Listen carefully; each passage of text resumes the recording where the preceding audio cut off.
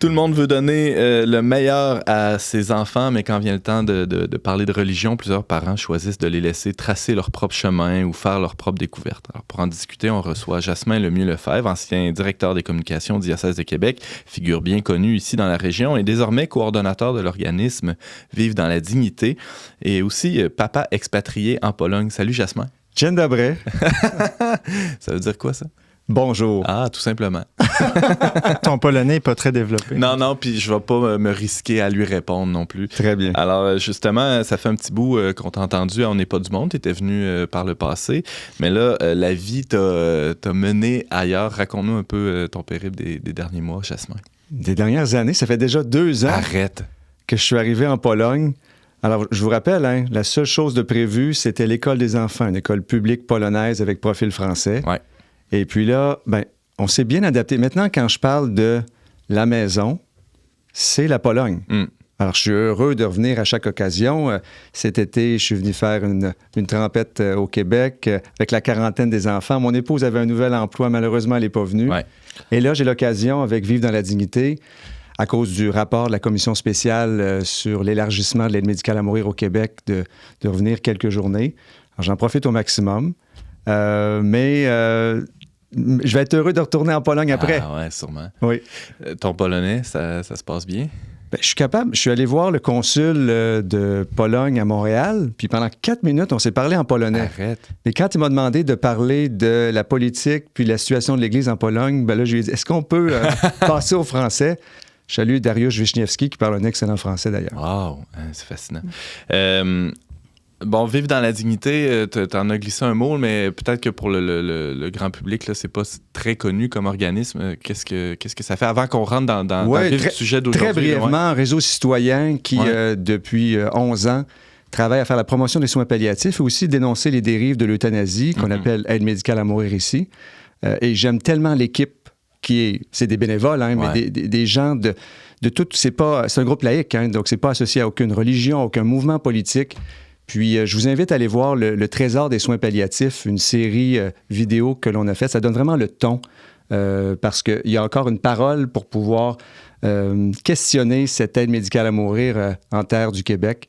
Et on a les bonnes personnes pour le faire. Oui, je pense au docteur Vinet, qu'on avait déjà reçu à l'émission ici, qui participe activement, je pense, à Vivre dans la dignité. Bon, Jasmin Lemieux-Lefebvre, je le disais en introduction, tu es aussi un fier papa de 2 ados, pré-ados. Et là, aujourd'hui, tu avais envie de nous parler de transmission de la foi aux jeunes. Comment tu t'y prends? Oui, et puis je veux commencer tout de suite en disant que moi, je connais beaucoup de parents, peut-être un peu plus âgés, qui se disent moi, j'ai essayé de transmettre la foi, puis j'ai pas été capable. Puis ils vivent une culpabilité. Et moi, avec les années, j'ai bien pu voir que mon rôle de parent, il est important, mais il est un des éléments dans ce qui va forger la foi ou l'absence de foi de mes enfants. Alors, à tous ceux qui vivent ce sentiment un peu de désespoir, mêlé aussi, j'espère, une espérance, la transmission de la foi, je crois que c'est un processus en continu.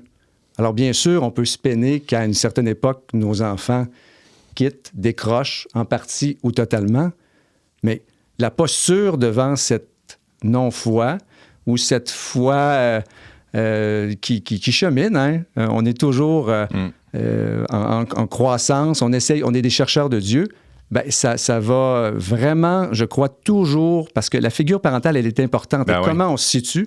Comment on montre que l'amour, il est toujours là. Ça, il est inconditionnel. Puis cette source de cet amour inconditionnel-là, on le prend de notre Créateur, de notre Dieu d'amour, qui s'est incarné un peu plus de 2000 ans en Jésus-Christ. Oui, parce que c'est un mystère. Je veux dire, les parents peuvent préparer le terreau, mais après ça... De manière excellente, parfois. Ouais, moi, je connais des parents qui ont tout donné au niveau de la foi. De l'extérieur, ça semble parfait, nickel, mais c'est pas une recette. Il y a Excuse-moi, parce que la foi, c'est un acte de liberté aussi. C'est ça. Et liberté, c'est ce que j'essaie toujours de dire. Là, j'essaie avec mes enfants. Là, je suis en Pologne. Et puis des fois, on a tendance à se dire, en regardant la famille d'à côté ou le pays d'à côté, eux, ils sont chanceux pour pouvoir transmettre la foi plus facilement. On pourrait se dire en Pologne, vous baignez dans une nation, une culture 100% catholique ou presque. Mais il y a un effritement certain. Je vous donne un exemple. Alors, c'est encore la catéchèse à l'école. Bien sûr, il y a un choix. On peut choisir le cours de morale ou le cours de religion, comme à l'époque au Québec. Oui. Alors, dans la classe de secondaire pour mon fils, primaire de ma fille, dans les 2 cas, c'est uniquement le tiers des enfants qui choisissent. C'est les parents aussi qui ont l'influence. Hein. On imagine. C'est ça, le cours de religion catholique. 1 sur 3. 1 sur 3. Et là-dedans, Agnella, ma fille, je compatis encore, sur les 8 de sa classe qui ont pris le cours de religion, il y en a 6 qui s'en foutent complètement. Ah ouais. Donc, ma fille m'a dit à quel point c'est difficile pour elle de se retrouver. Alors, c'est un prêtre qui donne le cours et il n'a pas une formation pédagogique, ce qui fait que la discipline, c'est très difficile. Elle m'a dit à quel point c'est pénible pour elle d'aller au cours d'enseignement religieux. Et là, on est en train de discerner qu'est-ce qu'on va faire avec ça. Le pauvre prêtre, c'est une des 2 motivées qui t'aime, mais on ne veut pas en faire un absolu, puis on va vouloir y réfléchir. Là. Du côté on veut surtout pas que ça agisse comme un vaccin qui viendrait l'immuniser contre la foi après. Absolument. Hein, surtout qu'elle a eu une superbe expérience avec sa première communion, avec la paroisse anglophone de Varsovie. Et pour moi, ce qui est important comme père, c'est d'aller chercher aussi des ressources. Et j'ai découvert que, comme catéchète, parce qu'à la paroisse anglophone de Varsovie, je suis catéchète, mais l'an dernier à temps plein, substitut cette année, et ça m'a beaucoup aidé de ne pas juste me situer face à mes propres enfants, mais avec d'autres enfants. Ça élargit le regard. Attends un peu, James, il y a un autre père autour de la table, le père Édouard. Mais moi, j'ai envie de dire ce que j'entends, Jasmin, dans ce que tu dis, que très souvent, on pense que transmettre la foi, et ça existe dans nos cerveaux, c'est comme transmettre le paquet qui arrive Post-Canada ou même le magazine Verbe imprimé version papier. Voilà la foi. Voilà la foi. Et on oublie qu'en fait, c'est vrai qu'il y a des choses qui interviennent dans la transmission de la foi. Mais avant tout, c'est une affaire de relation. Et c'est pour cela que ça va continuer. Peut-être si on apprend que la foi et le chemin de la foi, c'est une relation avec Dieu, avec des autres, mon prochain et avec moi-même, là peut-être on apprendra un peu et se déculpabiliser dans certains cas, parce que c'est pas juste le paquet envoyé par Post Canada, remplissez ce que vous l'avez bien reçu. Mais en même temps, on va aussi responsabiliser parce qu'il y a une relation engagée. Une relation, c'est jamais simple. Moi, j'ai tenté avec mes enfants quand ils étaient tout jeunes, comme mes parents avaient fait, ils m'avaient donné des livres pris aux éditions Anne Sigier, en fait, proposés à la librairie Anne Sigier. Ceux qui regardent la balado en vidéo peuvent peut-être se reconnaître s'ils ont grandi dans les années 80 avec la série « Ce que nous dit la Bible ». Je leur ai passé des Bibles pour eux. Ouais. Et puis, à un certain moment, moi, je regardais ma propre histoire. Et quand je suis arrivé au secondaire, et j'étais allé à l'externat Saint-Jean-Berckmans, une école privée où j'avais une expérience de foi positive. Et là, je répondais en secondaire 1 aux questions de catéchèse. Je levais la main. Et là, quand un jeune m'a dit « Hey, c'est le curé! » Fait que là, j'ai eu une peur totale. Et là, ça s'est enfoui. Ma foi est restée enfouie pendant plusieurs années parce que je ne voulais pas démontrer que j'avais un attachement à la religion. Et j'étais tellement fier quand il y a quelques semaines, mon fils m'a dit, un ami de sa classe, quand il a appris qu'il allait en religion, parce qu'en passant, c'est juste des filles avec lui. Les garçons ont choisi de ne pas y aller. Il lui disait « Mais pourquoi tu as fait ce choix-là? Si tes parents qui t'ont forcé, c'est donc bien plate. » Et là, mon fils lui a dit « Ben écoute, moi, j'ai pas la même expérience que toi. Peut-être que dans la paroisse polonaise où tu es allé, ton expérience est pas bonne, mais moi, ce que j'ai vécu, c'était positif. » Puis là, j'étais tellement heureux parce qu'on espère toujours que nos enfants soient des versions améliorées. Alors aujourd'hui, je porte mon chandail de football au secondaire, au séminaire Saint-François, et j'étais un joueur, disons, le plutôt moyen. Et là, mon fils est un athlète de haut niveau. Et j'étais content que dans la foi, il me surpasse, sachant que, bien sûr, il fera les choix qu'il voudra, puis je serai toujours là en l'aimant. Mais de ce point de vue-là, est-ce qu'on parlait tantôt de la Pologne qui est une nation, on pourrait dire encore catholique d'une certaine manière, est-ce que chez les jeunes, ça a l'air de quoi? Est-ce que tout le monde trouve que c'est ridicule comme ici ou est-ce que la plupart des jeunes polonais continuent dans la foi? Comment ça se passe? Alors, il y a un bloc de jeunes qui vont participer dans les mouvements de l'Église catholique, dans des paroisses vivantes, et ce bloc-là, il est beaucoup plus important qu'au Québec ou en Europe de l'Ouest, par exemple.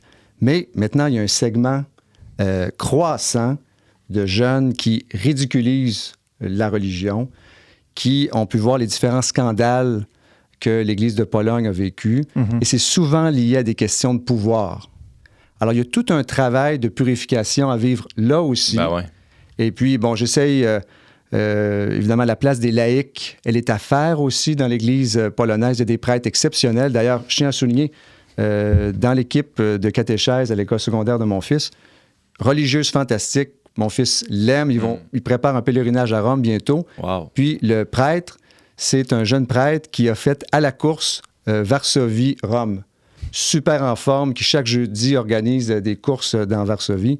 Donc, il y a des excellents, il y a des très bons modèles aussi de personnes qui consacrent leur vie au Christ. Mais je crois que dans les postes de direction, de gestion, pour pouvoir réfléchir ensemble en Église, il y a les laïcs doivent, et les femmes, prendre un peu plus de place en Pologne. On peut espérer que le synode sur la synodalité C'est sûr que ça va aider. à réfléchir Notre à tout pape ça. François. Jasmin, il nous reste à peine 2 petites minutes. Tu as évoqué un peu ce que ton fils a vécu dans sa paroisse, hein, le rôle de la communauté. On parle du rôle des parents, le rôle de la communauté chrétienne. Il joue pas beaucoup, mais là, en plus de ça, tu as aussi quelques ouvrages. On parlait des vieilles éditions des années 80, mais il s'en fait encore du bon stock là, pour la transmission de la foi. C'est ça. Moi, ce que j'utilise, 2 références. Ouais. Toute la famille UCAT, elle est formidable, pas juste pour les enfants qui vont la lire, mais pour des éléments de réponse. Qu'est-ce que c'est un UCAT, le concept? Là? Oui, alors c'est le catéchisme, mais conçu pour les jeunes. Alors, c'est formidable, c'est dans l'esprit des JMJ que ça a été conçu. Alors, toute la pléiade des UCAT, que ce soit pléiade de prière, j'ai ici l'édition confirmation. Doctrine sociale, doctrine sociale, il y en a plein. Ouais. Très bien. Et la série de bandes dessinées, Les Indispensables, Enquête sur Dieu de Brunard. Moi, je vous dis, si vous avez des enfants, bon, c'est proposé, le film Les Éternels est proposé pour les 13 ans et plus. C'est 13 ans et plus aussi, cette série BD-là. C'est une introduction à la philosophie formidable. Et je vous dirais, si vos enfants veulent voir Éternel, dites-leur, OK, mais lis aussi le numéro 1, Le mystère du soleil froid, parce que ça répond exactement aux questions qu'on disait tantôt. Ouais. Alors, en quoi le Dieu des Juifs, le Dieu des chrétiens, est différent des autres grandes civilisations? Alors, entre autres, les Juifs ont été le premier à dédiviniser le soleil, à enlever tout ce qui est sacrifice humain. Les réponses là-dedans, ça permet des conversations philosophiques. Sous forme de BD, on a de la philo, de l'histoire, de la théologie aussi, Aristote, évidemment. Platon aussi. Wow. Alors, il y a tout. Et toute la collection... Et c'est accessible pour des jeunes ados. Oui. Alors, parce que foi et raison, c'est essentiel. On ne peut pas se limiter. Toutes les visions d'enfance, alors c'est beau la catéchèse avec des images, il faut la partager au tout début, là, les premiers pas de la foi, mais par la suite, il faut rapidement. Ben ouais. Puis je dirais plutôt... Il y a longtemps eu un trou de service là, pour les 12 à 18. Là. Exactement. Et je crois qu'en paroisse, il y a certains milieux qui le réalisent, mais les parents doivent aider en proposant des outils et ils existent.